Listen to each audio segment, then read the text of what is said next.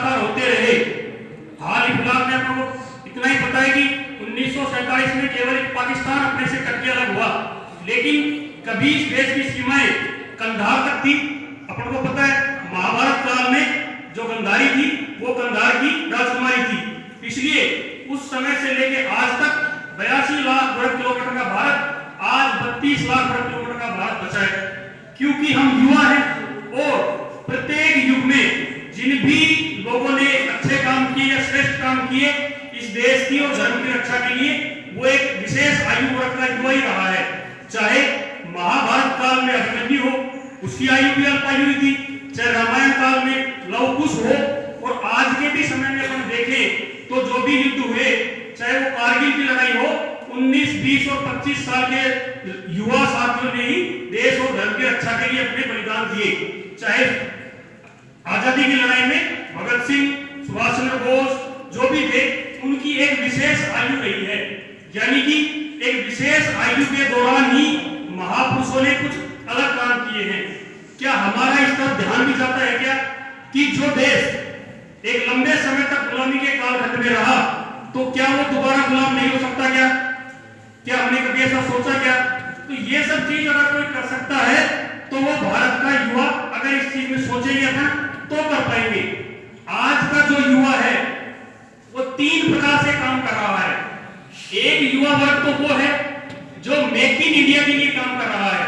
Make in India मतलब जो इस देश की समृद्धि विकास, कोई पढ़ाई में रिसर्च कर रहा होगा, कोई नया इनोवेशन किया होगा, कुछ नया आविष्कार किया होगा, या कोई न कोई कार्य ऐसा कर रहा है जिससे इस देश को, समाज को मजबूती मिले, वो तो युवा वर्ग है मेक इन इंडिया की श्रेणी में। एक युवा वर्ग इस देश में वो भी है जो ब्रेकिंग इंडिया के लिए काम कर रहा है। ब्रेकिंग इंडिया से मतलब इस देश को तोड़ने के लिए, इस देश के और टुकड़े हो, इस चीज के लिए काम कर रहा है एक युवा वर्ग जो भी है। अपन देखते हैं दिल्ली विश्वविद्यालय, जवाहरलाल नेहरू विश्वविद्यालय में कई आज हाल ही फिलहाल में चली रहे हैं, और एक अभी जेएनयू के पूर्व छात्र संघ अध्यक्ष ने कहा कि आसाम को भारत से काट दिया जाए, यानी भारत का पूर्वोत्तर का जो हिस्सा है उसका भी एक टुकड़ा और कर दो। तो वो युवा वर्ग भी है। और 3-4 साल पहले भी एक घटना हुई थी जवाहरलाल नेहरू विश्वविद्यालय में कि भारत की बर्बादी तक जंग रहेगी, जंग रहेगी। तो एक युवा इस श्रेणी में भी है जो भारत को तोड़ने के लिए काम कर रहा है, और एक युवा वर्ग वो भी है जो केवल लुकिंग इंडिया की श्रेणी में आता है। लुकिंग इंडिया से मतलब वो केवल देख रहा है, ना तो कुछ कर रहा, ना कुछ करने की सोच रहा, उसको केवल ये चित्र देख रहे, अखबार में पढ़ लिया, या ज्यादा से ज्यादा क्या करेगा, ठीक है कमियां निकाल देगा, उसमें ये कमी है, सरकार ने ये नहीं किया, सरकार ने वो नहीं किया। अपन जो ज्यादातर युवा है अभी जो यहाँ पे बैठे हैं, तो मुझे ऐसा लगता है कि वो लुकिंग इंडिया की श्रेणी वाले ही बैठे हैं, ना तो हम मेक इन इंडिया में शामिल हो रहे। तो मेरा आपसे ये कहना है कि जो भारतीय सनातन परंपरा रही है इसमें युवा वर्ग का एक विशेष महत्व रहा है। तो हम जो लुकिंग इंडिया की श्रेणी में हैं वो मेक इन इंडिया की श्रेणी में शामिल हो, और जो हमारे व्रत, त्योहार या जो भी परंपराएं हैं इन सबका एक साइंटिफिक रीजन है।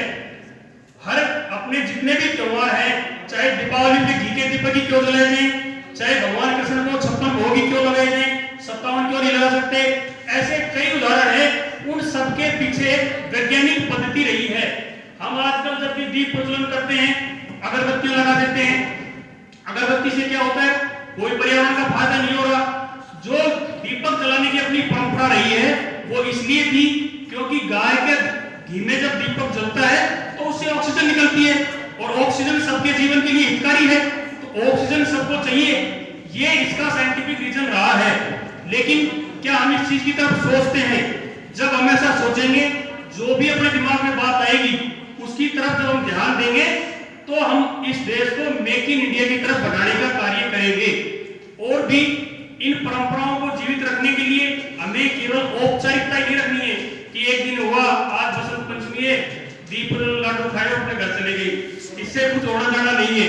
हमें उस मुख्य धारा में शामिल होकर इस देश की जो अखंडता है उसको वापस बरकरार रखने के लिए हम क्या कर सकते हैं? नहीं तो 82 लाख वर्ग किलोमीटर का जो भारत था आज 32 लाख वर्ग किलोमीटर का है, कल हो सकता है ये और भी कम हो जाए। तो इसको रखना है, इसके लिए अपन को काम करना है, और इन त्योहारों की, परंपराओं की सारी अपने को वैज्ञानिक पद्धतियां हैं। जैसे अब दो चीजें मैं आपको बताकर अपनी वाणी को विराम दूंगा जो आपके स्वास्थ्य से रिलेटेड रहेगी। पूरे 24 घंटे में 30 मुहूर्त होते हैं और 30 मुहूर्त में से एक मुहूर्त का समय 48 मिनट का होता है। तो 30 मुहूर्त होते हैं। अब आजकल लोग सुंदरता के लिए मान लो और एक अच्छा प्रेजेंटेशन बढ़े उसके लिए आर्टिफिशियल संसाधनों का उपयोग तो खूब करते ही हैं, लेकिन सुबह 4:24 से लेके 5:12 का जो समय है वो ब्रह्म मुहूर्त का समय कहलाता है। उस ब्रह्म मुहूर्त के समय में अगर आप केवल वॉकिंग करने भी जाएंगे, घूमने भी जाएंगे और व्यायाम करेंगे और भी अच्छा, तो आपके चेहरे पे अपने आप ही तेज आ सकता है। ये वैज्ञानिक कारण है, क्योंकि उस समय ब्रह्म मुहूर्त के समय में देवता भी मॉर्निंग वॉक करने आते हैं, तो हमें उनका जो अमृत वर्षा होती है उससे फायदा हो सकता है। अब ये चीजें अपन को पता नहीं है, लोग 9 बजे उठोगे और क्रीम पाउडर कितना ही लगा लो उससे कुछ होना जाना है, उससे कुछ होना जाना नहीं है।